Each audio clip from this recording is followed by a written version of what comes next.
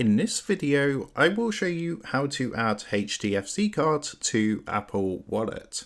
So let's jump straight into it. So to do this, the first thing you're going to want to do is go ahead and open up the settings on your device. From here, what you need to do is scroll down until you see the section about Wallet and Apple Pay. So you can see that's just here. Go ahead and give that a press. And it's going to take you across to a screen like this. So you can see all your currently added cards, and it should be an option here to add card. So you can see that's here, so you just press on to add card. Then what you need to do is select from the available options. So as you can see, we've got previous cards, debit or credit card or travel card.